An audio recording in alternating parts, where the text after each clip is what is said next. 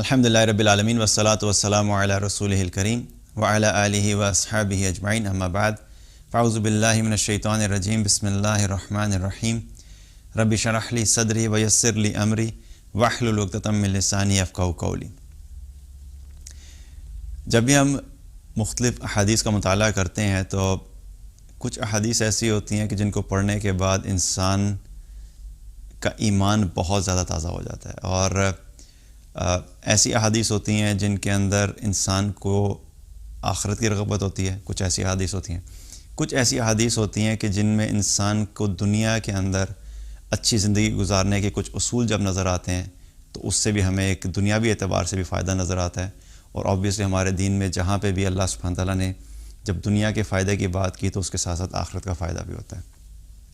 آج ہم ایک حدیث کے بارے میں بات کریں گے، ون آف مائی فیوریٹ احادیث، اور یہ حدیث قدسی ہے، جامع ترمذی کی روایت ہے، حدیث نمبر 2466، اور یہ حدیث اس اعتبار سے مجھے بہت زیادہ پسند ہے کیونکہ اس حدیث میں ایک تو اللہ سبحانہ تعالیٰ کا جو انداز بات کرنے کا بہت خوبصورت ہے، اور دوسری وجہ اس کی یہ ہے کہ اس میں جو ہماری زندگی میں اکثر ہم جو بیسک فنڈامنٹل چیزیں جو ہمیں پتہ ہونی چاہیے کہ ہم اپنی زندگی میں اگر ان کو اپنائیں گے تو ان سے ہمیں کچھ بینیفٹ ملتے ہیں، اور اگر ہم ان کو نہیں اپنائیں گے تو اس سے ہمیں کچھ نقصان ہوتے ہیں۔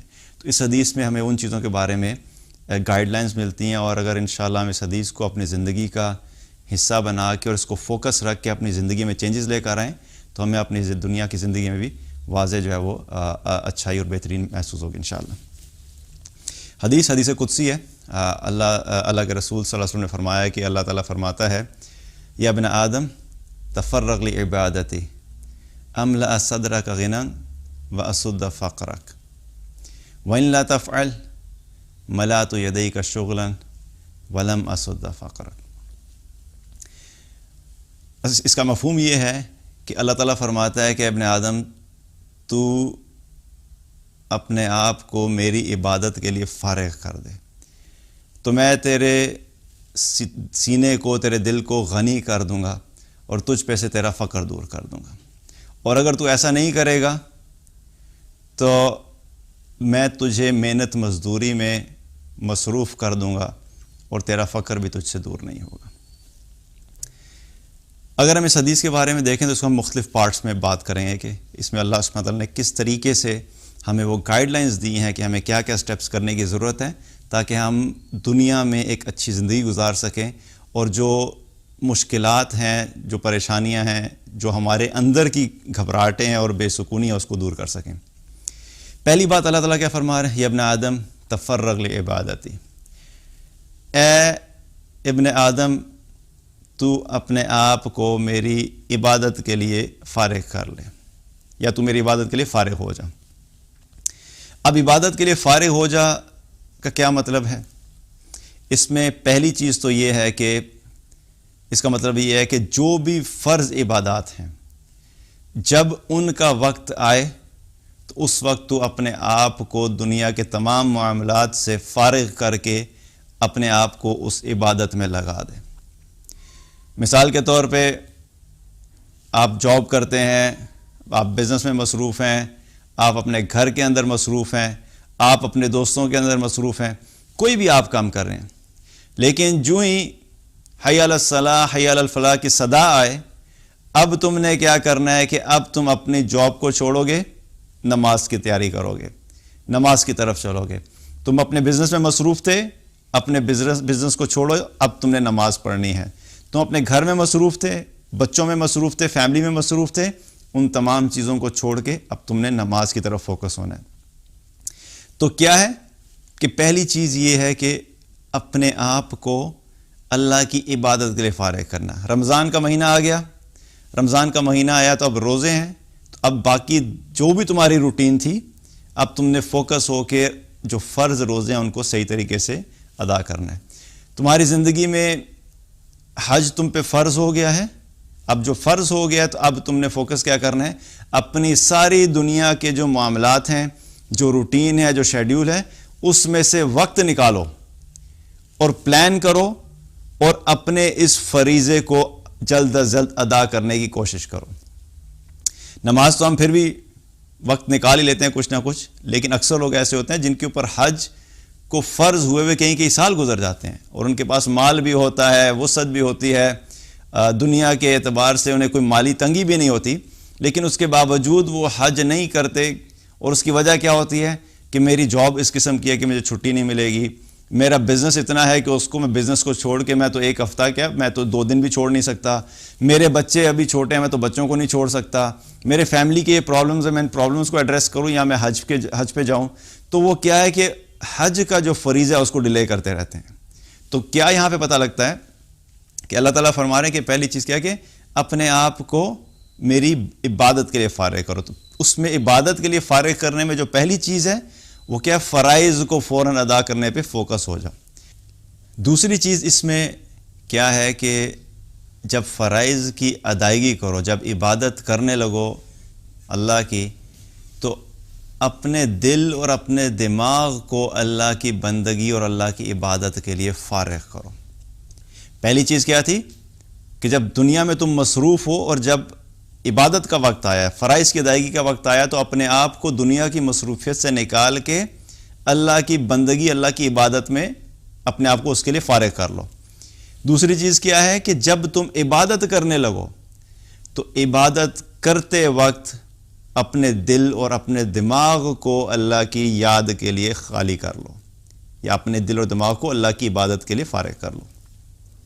اکثر ہماری عبادات کے اندر ایک بہت بڑا جو مسئلہ ہوتا ہے اور جو فلا ہوتا ہے وہ یہ ہوتا ہے کہ یا تو ہم عبادت کرتے ہی نہیں اللہ کی، اور اگر ہم کسی طریقے سے شیطان سے لڑ جھگڑ کے نفس کے خلاف جا کے کوشش کر کے مشکل سے اگر اللہ کی عبادت کرنے بھی لگتے ہیں تو کیا کرتے ہیں، وہ روح سے خالی ہوتی ہے، اللہ کی یاد سے خالی ہوتی ہے، دل اور دماغ اللہ کی عبادت میں نہیں ہوتا. تو یاد رکھیں کہ جو عبادت اللہ کو یاد کر کے اور فوکس طریقے سے خشوع کے ساتھ کی جاتی ہے، اس کے جو اثرات ہوتے ہیں، اس کے جو فوائد ہوتے ہیں، وہ اس عبادت پہ نہیں ملتے کہ جو غافل دل سے کی جائے اور ایسی عبادت جس میں اللہ کی یاد نہ ہو. عبادت تو دونوں ہو جائیں گی. نماز کی اگزامپل لیں ہم، تو نماز کے بارے میں اللہ تعالیٰ نے کیا فرمایا، اقیم الصلاۃ، نماز قائم کرو. اب کوئی شخص یہ کہ جی کہ میں 5 دفعہ دن میں نماز پڑھتا ہوں، تو وہ یہ حکم کے اعتبار سے اس کی ادائیگی تو ہوگی کہ بھئی 5 وقت کی نماز جو ہے وہ ایک شخص ادا کرتا ہے. لیکن جب اللہ تعالیٰ نے قرآن میں فرمایا واقیم الصلاۃ لذکری، نماز قائم کرو میری یاد کے لیے، میری یاد والی نماز، تو پھر کیا ہوگا کہ وہ نماز جس میں اللہ کی یاد نہیں ہے تو وہ نماز وہ فائدہ نہیں دے گی کہ جو اللہ کی یاد والی نماز فائدہ دیتی ہے، یا وہ عبادت جو اللہ کو سوچ کے اللہ کا احساس ہوتے ہوئے جو کی جائے گی، اس کا جو فائدہ ہے وہ بغیر سوچ کے اور غافل دل سے کی جانے والی عبادت کا فائدہ وہ نہیں ہوگا. قرآن میں اللہ تعالیٰ نے نماز کے بارے میں ایک جگہ پہ کیا فرمایا، ان الصلاۃ تنہی عن الفحشاء والمنکر، بے شک نماز بے حیائی اور برے کاموں سے روکتی ہے. تو اکثر لوگ کیا کہتے ہیں جی ہم نماز پڑھتے ہیں لیکن ہم تو برائی سے بھی نہیں روک رہے، بے حیائی سے بھی نہیں روک رہے. تو یہ وہ والی نماز نہیں ہے کہ جو غافل دل کے ساتھ پڑھی جائے. یہ وہ نماز ہوتی ہے جس میں اللہ کی یاد ہو، اللہ کا احساس ہو، اللہ کا قرب ہو، اللہ کا خوف ہو، اللہ کی محبت ہو. یہ سارے پہلو جب اس نماز میں شامل ہوں گے تو وہ نماز اتنی طاقتور ہو جائے گی کہ انسان کو برائی سے اور بے حیائی سے روکے گی. جب تک یہ چیزیں نماز میں نہیں آ رہی، عبادت کے اندر نہیں آ رہی، تب تک وہ فائدہ حاصل نہیں ہوگا. اور مقصد بھی دیکھا جائے، اللہ سبحانہ تعالیٰ نے یہ جو نماز، یاد والی نماز کہی، یا عبادت کا بھی اگر دیکھا ہے تو مقصد عبادت کیا ہے، وہ یہ ہے کہ اللہ کا قرب حاصل ہو، اللہ کی محبت دل میں آئے، اللہ کا احساس دل میں آئے، اللہ سبحانہ تعالیٰ کی موجودگی کا احساس انسان کے دل میں پیدا ہو کہ میرا رب ہر وقت مجھے دیکھ رہا ہے، چاہے میں اچھا عمل کر رہا ہوں تب بھی وہ دیکھ رہا ہے، چاہے میں برا کام کر رہا ہوں تب بھی وہ مجھے دیکھ رہا ہے. تو اللہ کی عبادت کا مقصد کیا ہے کہ اللہ کی موجودگی کا احساس، گاڈ کانشیسنس جسے ہم کہتے ہیں، کہ اللہ تعالیٰ کا احساس ہو. تو عبادت بھی وہ فائدہ مند ہوگی جو اللہ کی یاد کے لیے ہوگی. تو اس سے کیا پتہ لگتا ہے کہ عبادت بھی جب کرنے لگو تو اے میرے بندے اپنے آپ کو، اپنے دل اور دماغ کو خالی کر لو. دل اور دماغ اب تمہارا میری عبادت پہ فوکس ہونا چاہیے. اور اس کی تیسری چیز اگر ہم دیکھیں کہ اے ابن آدم تم اپنے آپ کو میری عبادت کے لیے فارغ کر لو. اس کو اگر ہم دیکھیں تو جو لفظ استعمال ہوا ہے نا کہ تفرغ لعبادتی، میری عبادت کے لیے فارغ کر لو، تو عبادت کا کانسیپٹ کیا ہے؟ اس کے اندر یہ جو عبادات، نماز پڑھنا اور یہ سب بھی شامل ہے. لیکن قرآن میں اللہ تعالیٰ نے ایک جگہ پہ کیا فرمایا؟ وما خلقت الجن والانس الا لیعبدون، میں نے جنوں اور انسانوں کو صرف اس لیے پیدا کیا ہے کہ وہ میری عبادت کریں. تو یہ عبد کا لفظ جو ہوتا ہے اس کا مطلب کہتا ہے غلام. تو اگر اس کو اگر ہم بگر پرسپیکٹو میں دیکھیں تو اللہ سبحانہ تعالیٰ کیا فرما رہے ہیں کہ اللہ تعالیٰ کہہ رہے ہیں کہ تم اپنے آپ کو میری بندگی کے لیے فارغ کر لو، میری غلامی کے لیے فارغ کر لو. یعنی جس وقت جہاں پر بھی ہو تم، ہر وقت تمہارے دل میں یہ احساس ہونا چاہیے کہ تم اللہ کے غلام ہو. اور جب مکمل طور پہ تم اللہ کی غلامی اختیار کرو گے، یعنی ہر قدم میں اپنے سارے دن میں جو بھی کام کرنے لگو گے، اس چیز کا تمہیں احساس ہوگا کہ میں نے یہ کام اس طریقے سے کرنا ہے جیسے اللہ نے کرنے کا حکم دیا ہے. یہ کام میں اس لیے کر رہا ہوں کیونکہ اللہ نے حکم دیا ہے. اس کام سے میں اس لیے رک رہا ہوں کیونکہ مجھے اللہ نے حکم دیا ہے. میں ایک غلام کی طرح کی زندگی گزاروں گا. میں اللہ کا غلام ہوں. میرا آقا، میرا رب جب مجھے کہتا ہے کہ یہ کام کرو تو میں یہ کام کرتا ہوں. جب وہ روکتا ہے کہ اس کام سے رک جاؤ تو میں رکتا ہوں. یہ مائنڈ سیٹ، یہ ایٹیچیوڈ، یہ رویہ جب ہماری زندگی میں آئے گا اللہ کی کامل بندگی کا، تو تب کیا ہے کہ اس کا مقصد میں یہ بھی شامل ہو جائے کہ اے بندے، اے ابن آدم، تم اپنے آپ کو میری بندگی کے لیے فارغ کر لو. تو یہ تین چیزوں کا اگر ہم ذہن میں رکھیں، پہلی چیز کیا ہے کہ فرائض کی ادائیگی کے لیے فارغ کرنا. جب فرائض اور عبادات کے لیے عبادات کرنے لگیں تو اس میں دل اور دماغ کو فارغ کرنا. اور پھر اگر اس کو بڑے پرسپیکٹو میں دیکھا جائے تو اپنی زندگی میں کلی طور پہ ہم جب اللہ کی بندگی کے لیے اپنے آپ کو فارغ کریں گے تو اس کا مقصد کیا ہے کہ اللہ تعالیٰ میں یہ فرما رہا ہے. اب ایک عمل اللہ نے کرنے کا کہا کہ تم یہ کام کر لو، اس عمل کے بدلے میں اللہ سبحانہ تعالیٰ کی طرف سے دو انعامات کا وعدہ ہے. پہلا انعام کیا ہے؟ اللہ تعالیٰ نے کیا فرمایا؟ املا صدرک غنا. جب تم اپنے آپ کو میری عبادت کے لیے فارغ کر لو گے تو پہلا انعام تمہیں میں یہ دوں گا کہ میں تمہارے سینے کو، تمہارے دل کو غنی کر دوں گا. تمہارے دل کے اندر جو تنگی ہے وہ دور ہو جائے گی. تمہارے دل کے اندر جو خوف ہے وہ ختم ہو جائے گا. تمہارے دل کے اندر فیوچر کے جو ڈر ہیں وہ ختم ہو جائیں گے. تمہارے دل کے اندر مال کے جانے کا خوف ہے وہ ختم ہو جائے گا. جو گھبراہٹ ہے، جو ٹینشن ہے، جو ڈسسیٹسفیکشن ہے، دل میں تنگی محسوس ہوتی ہے، وحشت محسوس ہوتی ہے، اللہ سبحانہ تعالیٰ کا وعدہ ہے کہ اللہ تعالیٰ کہتا ہے میں تمہارے دل کو غنی کر دوں گا. اور غنا کا جو تعلق ہے دل کا غنی ہونا، اس کے بارے میں بھی ایک حدیث سے ہمیں کیا پتہ لگتا ہے کہ آپ صلی اللہ علیہ وسلم نے فرمایا، صحیح بخاری کی روایت ہے، آپ نے فرمایا کہ اصل تونگری یہ نہیں ہے کہ سامان زیادہ ہو، بلکہ اصل امیری یہ ہے کہ دل غنی ہو.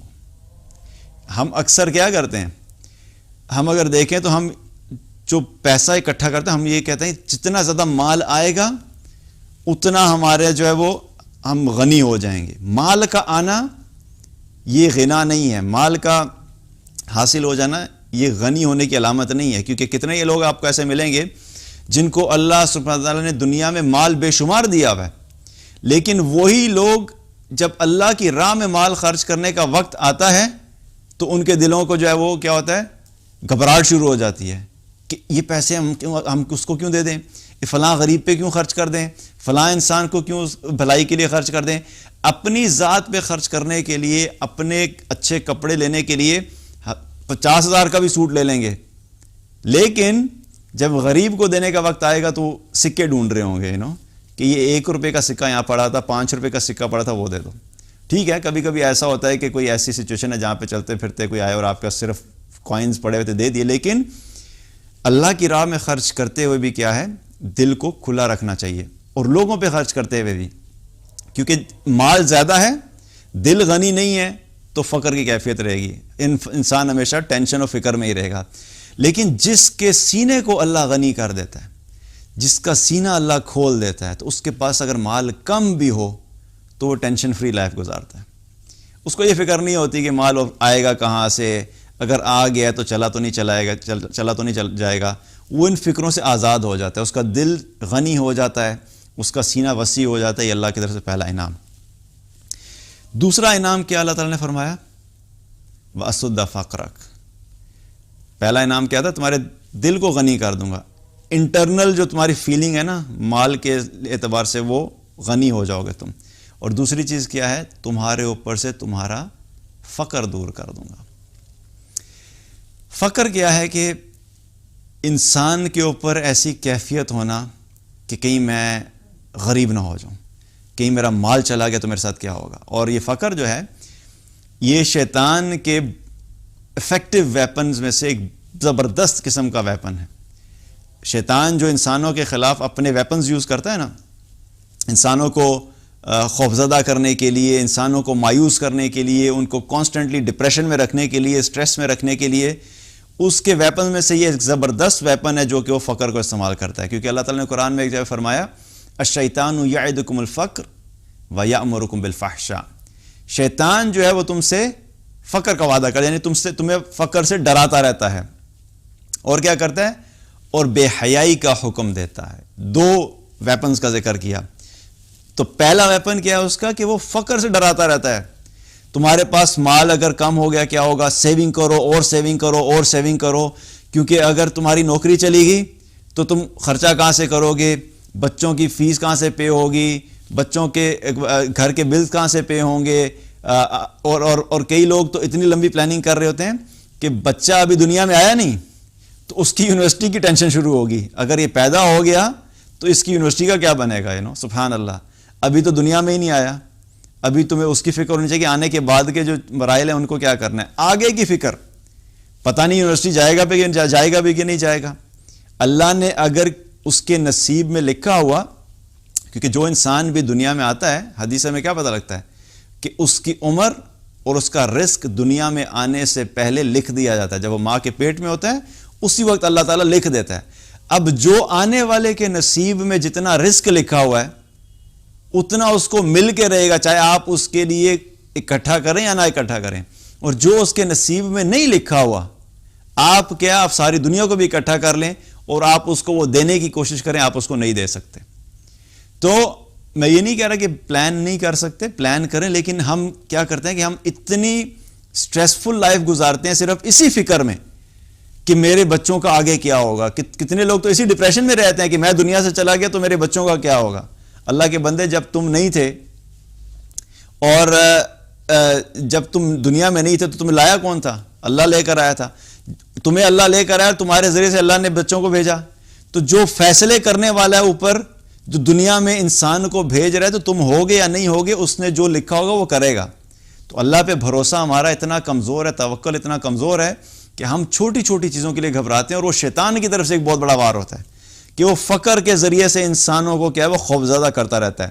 تو اس حدیث میں کیا پتہ لگتا ہے کہ جب ہم اپنے آپ کو اللہ کی عبادت کے لیے فارغ کر لیں گے تو اللہ کی طرف سے دوسرا انعام کیا ہے کہ اللہ تعالی ہمارے اوپر سے فقر کو دور کر دے گا. یہ خوف کی کیفیت ختم ہو جائے گی, دل مطمئن ہو جائے گا, سیٹسفائیڈ ہو جائے گا. مال ہے تب بھی مطمئن, نہیں ہے تب بھی مطمئن. اگر ہے تو جانے کا خوف نہیں ہے تو مزید آنے کا کوئی ٹینشن نہیں. تو انسان اللہ تعالیٰ کو جو وہ انسان کو کیا کرتا ہے, اس پہ سے فقر کو دور کر دیتا ہے. پھر اس کے بعد اللہ تعالیٰ کیا فرماتے ہیں؟ وَإِن لَا تَفْعَلْ. یہ ایک ٹرننگ پوائنٹ ہے. ہوتا ہے نا دنیا میں بھی ایسا ہوتا ہے کہ ہم جب کسی کو کہتے ہیں بھئی تم یہ کام کرو تو تم اس کرنے کے نتیجے میں تمہیں یہ ریوارڈز ملیں گے. آرگنائزیشنز کے اندر بھی کیا ہوتا ہے, جو پرفارمنس بونسز ملتے ہیں, ریوارڈ مینجمنٹ کا سسٹم ہوتا ہے, اس کے اندر کیا ہوتے ہیں, کچھ KPIs ہوتے ہیں کہ آپ یہ کام کریں گے تو آپ کو یہ سب کچھ ملے گا. لیکن ساتھ ہی یہ ہوتا ہے کہ اگر یہ نہیں کریں گے تو پھر نہیں ملے گا. سیلز کے بندوں کی تو اسپیسیفکلی یہ جابز ہوتی ہیں کہ وہ بتایا تھا بھی اگر آپ اتنا % ٹارگٹ اچیو کریں گے تو کمیشن ملے گا, اگر آپ نے اس سے کم ٹارگٹ اچیو کیا تو آپ کو یہ کمیشن نہیں ملے گا. تو یہاں پہ بھی اللہ تعالیٰ کیا فرما رہے ہیں کہ تم میری عبادت کرو گے تو تمہیں 2 انعامات ملیں گے. پہلی چیز کیا ہے کہ تمہارے سینے کو غنی کر دوں گا, اور دوسری چیز کیا ہے کہ تمہارے اوپر سے تمہارا فقر دور کر دوں گا. پھر اللہ تعالیٰ کیا فرماتے ہیں کہ اگر تم یہ کام نہیں کرو گے, یعنی تم اپنے آپ کو میری عبادت کے لیے فارغ نہیں کرو گے, فرائض کی ادائیگی نہیں کرو گے، جب وقت آئے گا عبادت کا اپنے آپ کو دنیا میں ہی مصروف رکھو گے، تو پھر اللہ سبحانہ وتعالیٰ نے کیا فرمایا، اس کے نتیجے میں تمہیں 2 نقصانات ہوں گے۔ پہلا نقصان کیا ہے؟ ملات یدیک شغلا، اللہ تعالیٰ کہتے ہیں کہ میں تمہیں محنت مزدوری میں ہی مصروف کر دوں گا۔ تم یہ سمجھتے تھے کہ مال کے آنے کی وجہ سے تمہیں خوشی ملے گی، مال کے آنے کی وجہ سے تمہیں سیٹسفیکشن ملے گی، مال کے آنے کی وجہ سے تمہارا فقر دور ہو جائے گا، مال کے آنے کی وجہ سے تمہیں عزت ملے گی، مال کے آنے کی وجہ سے تمہارے اندر جو وہ خوف ہے، فیوچر کا جو ڈر ہے وہ ختم ہو جائے گا۔ نہیں، ایسا نہیں ہے۔ تم نے اللہ کو چھوڑ دیا، اللہ کی عبادت کو چھوڑ دیا، اللہ کی اطاعت کو چھوڑ دیا، اور تم نے اللہ پہ توکل کرنے کے بجائے اپنے مال پہ بھروسہ کیا، اپنی محنت پہ بھروسہ کیا، اپنے ورکنگ آورز پہ بھروسہ کیا کہ میں پہلے 8 گھنٹے کام کرتا تھا تو اتنے ڈالرز ملتے تھے، اتنے پاؤنڈز ملتے تھے، اب میں 10 گھنٹے کام کروں گا تو میرے ڈالرز اور پاؤنڈز بڑھ جائیں گے۔ تم نے اللہ پہ بھروسہ کرنے کے بجائے اپنے مال پہ بھروسہ کیا، تو اللہ تعالیٰ کیا کہتا ہے کہ پھر ایسے بندے کے لیے کیا ہے کہ اب میں تجھے محنت اور مزدوری میں ہی کھپا دوں گا۔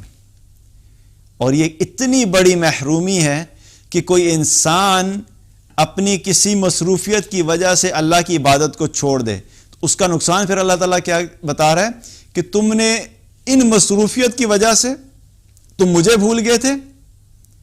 جو شخص اپنی مصروفیات کی وجہ سے اللہ کو بھول جاتا ہے، پھر اللہ اس کو بھول جاتا ہے، اور نہ صرف اللہ اس کو بھول جاتا ہے بلکہ اللہ سبحانہ تعالیٰ اس کو انہی راستوں کے ذریعے سے دکھاتا ہے کہ جن میں تم سیٹسفیکشن حاصل کرنے کی کوشش کر رہے تھے، انہی میں اللہ تعالیٰ ڈسسیٹسفیکشن ڈال دیتا ہے۔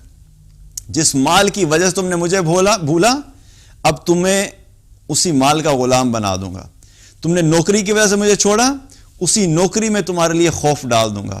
تم نے اپنے گھر والوں کی مصروفیت کی وجہ سے مجھے چھوڑا، تمہارے گھر والے تمہارے لیے اب اذیت اور آزمائش کا سبب بن جائیں گے۔ تو اللہ سبحانہ تعالیٰ کیا فرما رہا ہے کہ میں تجھے محنت اور مزدوری میں ہی مصروف کر دوں گا۔ یعنی جب محنت اور مزدوری میں انسان مصروف ہو جائے گا تو پھر کیا ہوگا؟ وہ مزید اللہ سے دور ہوتا چلا جائے گا۔ جس شخص کو اللہ کی پرواہ نہیں، پھر اللہ کو بھی اس کی پرواہ نہیں۔ جو اللہ سے محبت نہیں کرتا، اللہ بھی اس سے محبت نہیں کرتا۔ جو اللہ کو بھول جاتا ہے، اللہ بھی اسے بھول جاتا ہے۔ جو مخلوق کو خالق کے اوپر پرائرٹی دیتا ہے، تو پھر خالق اس شخص کو مخلوق کے حوالے کر دیتا ہے۔ اب جاؤ نوکری کرو، بزنس کرو، 10 گھنٹے جاب کرو، 12 گھنٹے جاب کرو، اگر تمہیں لگتا ہے کہ تمہیں یہاں سے سیٹسفیکشن ملے گی، کر کے دیکھ لو۔ اور لوگ پھر ساری زندگی لگے رہتے ہیں، اور اس کے باوجود انہیں لگتا ہے کہ بھئی اتنی محنت کی، لیکن اس کے باوجود مجھے یوں ہی لگتا ہے کہ میں وہیں پہ کھڑا ہوں جہاں سے شروع کیا تھا۔ اس کی وجہ کیا ہوتی ہے؟ ہم نے اپنی فاؤنڈیشن ہی غلط کی ہوتی ہے۔ ہم سمجھتے ہیں کہ زیادہ محنت، زیادہ مال، زیادہ اچھی جاب کے ذریعے سے زندگی اچھی ہوگی، حالانکہ اللہ نے جو خوبصورت زندگی رکھی ہے اس کے لیے مال ضرورت کے تحت چاہیے، لیکن کثرت مال کی ضرورت نہیں ہے۔ تو پہلی چیز کیا ہے کہ اللہ تعالیٰ کی طرف سے یہ نقصان اس شخص کے لیے کہ پھر اللہ اس شخص کو دنیا میں مصروف کر دیتا ہے۔ وہ بھاگتا رہتا ہے، لگا رہتا ہے ڈالر اکٹھے کرنے، پاؤنڈز اکٹھے کرنے، پاک روپیز اکٹھے کرنے، ساری زندگی اسی کام میں لگا رہتا ہے، اور وہ اللہ کی اطاعت سے پھر غافل ہو جاتا ہے۔ دوسرا نقصان کیا ہے؟ وَلَمْ أَسُدَّ فَقْرَكَ، کہ تجھ سے تیرا فقر بھی دور نہیں کروں گا، محتاجی بھی دور نہیں کروں گا۔ تم جاب زیادہ تم نے 12 گھنٹے اس لیے کی تھی کہ تمہارا فقر تم سے دور ہو جائے۔ تم نے اللہ کو اس لیے چھوڑا تھا، نماز اس لیے چھوڑی تھی کہ میرے پاس ٹائم نہیں ہے۔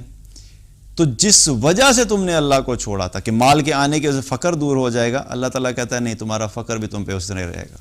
تم 10 گھنٹے جاب کرو، 12 گھنٹے جاب کرو، تم پہ سے تمہارا فقر دور ہونے والا نہیں۔ تمہارے بینک بیلنس جتنے مرضی ہو جائیں، پراپرٹی جتنی مرضی بن جائیں، لیکن تم پھر بھی اسی کیفیت میں رہو گے کہ کہیں میں فقیر نہ ہو جاؤں۔ اور آج بھی میں ایسے لوگوں کو جانتا ہوں جن کے پاس مال کی کمی نہیں ہے، مال ہے، بینک بیلنس بھی ہے، پلاٹس بھی ہیں، لیکن آپ ان سے بات کریں تو وہ ایسے خوف زدہ ہوں گے کہ جیسے ان کے پاس دن کا وقت ہے تو رات کا کھانا کھانے کے لیے نہیں۔ ان کی کیفیت ایسی ہوتی ہے۔